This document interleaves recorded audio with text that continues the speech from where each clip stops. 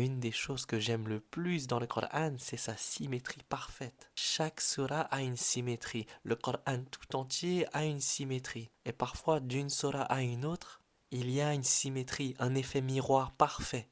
Parfois, c'est même dans un verset seulement qu'on peut retrouver une symétrie parfaite. Mais qu'est-ce que ça veut vraiment dire? Eh bien, je vais te montrer un exemple avec Ayatul Kursi, qui est un des versets les plus sublimes du Coran.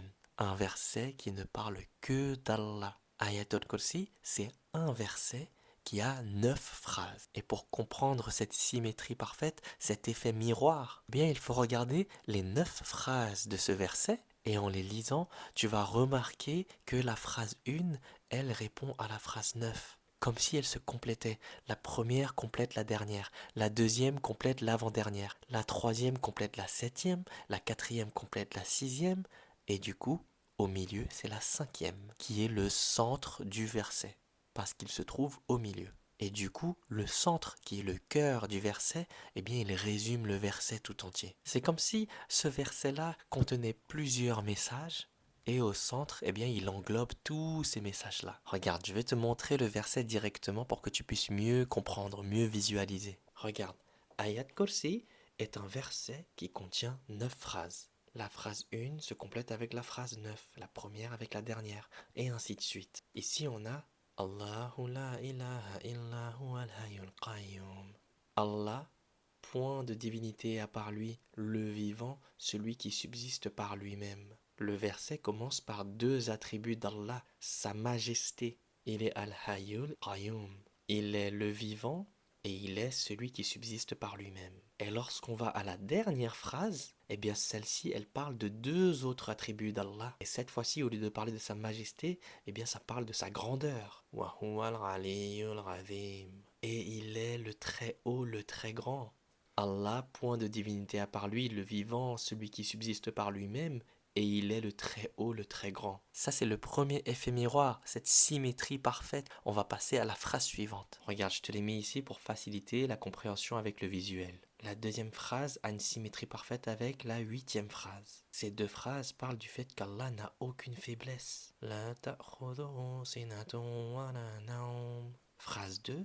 Ni somnolence ni sommeil ne le touchent. Donc là, on peut comprendre facilement le thème. Allah ne faiblit jamais, il ne s'endort jamais. Et la phrase 8, eh bien, elle fait écho avec la phrase 2. Wala ya'uduhu hifdhuhuma. Et la préservation des cieux et de la terre ne lui cause aucune fatigue. Ça veut dire que rien ne l'épuise, même pas de préserver l'univers entier. Et tu vois encore une fois cette symétrie parfaite entre la deuxième phrase et l'avant-dernière phrase. Ni somnolence ni sommeil ne le touchent, et la préservation des cieux et de la terre ne lui cause aucune fatigue. On va passer à la 3e phrase et la 7e phrase. La 3e phrase, Lahumma fis samawati wa ma fil ard.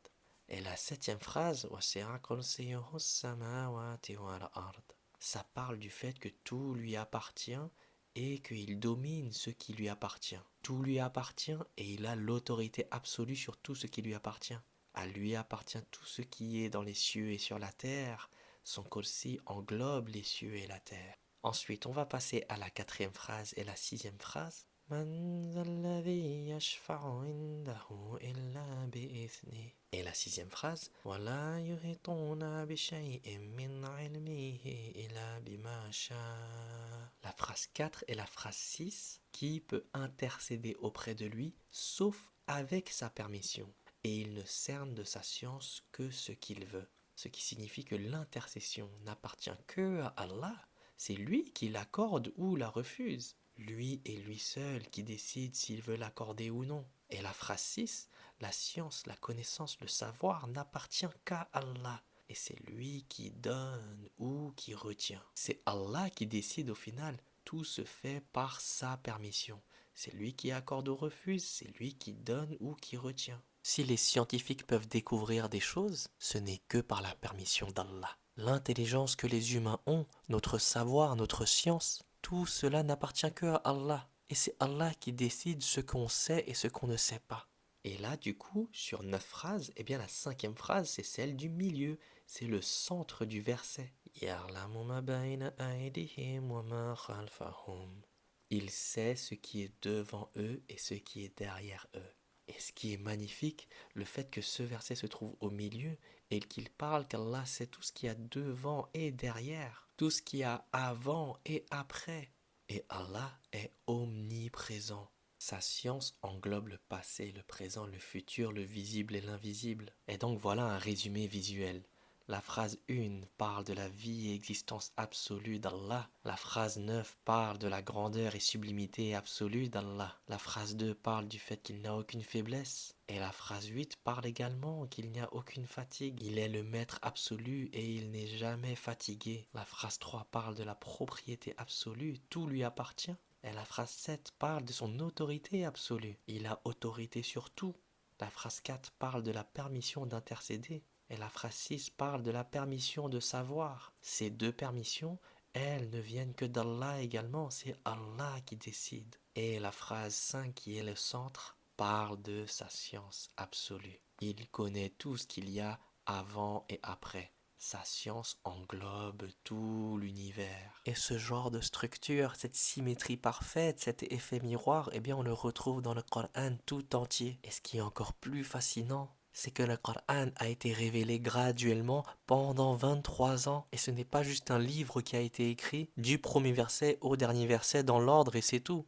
Non, c'était des révélations vivantes. Parfois, un seul verset était révélé pour répondre à une situation précise. Quelqu'un posait une question au prophète sallallahu alayhi wa sallam et Allah révélait un verset pour répondre. Une situation arrivait et un mois plus tard, Allah révélait un verset pour clarifier la situation. Et parfois, un verset était révélé pour compléter un chapitre qui avait été révélé 10 ans avant. À chaque révélation, Allah ordonnait à l'ange Jibril alayhi salam de dire au prophète Mohammed sallallahu alayhi wa sallam, ce verset sera placé ici et ce verset sera placé là. Dans cet ordre-là, ça sera réarrangé dans un certain ordre. Un ordre qui vient d'Allah. Et donc, comment on se retrouve avec une structure si parfaite dans le Coran tout entier? Et là, je t'ai montré une symétrie parfaite d'un seul verset. Mais le Coran tout entier contient ce genre de symétrie. Et c'est incroyable. Aucune créature, que ce soit un humain ou un djinn, peut écrire quelque chose d'aussi incroyable que le Coran. La manière dont ça a été révélé, la manière dont ça a été ordonné et la structure parfaite du Coran tout entier. Aucune créature ne peut faire ce que Allah a fait. La révélation du Coran ne peut que venir d'Allah. Dans la prochaine vidéo, je vais te partager le hadith où le prophète sallallahu alayhi wa sallam compare le Kursi comme un anneau perdu dans le désert.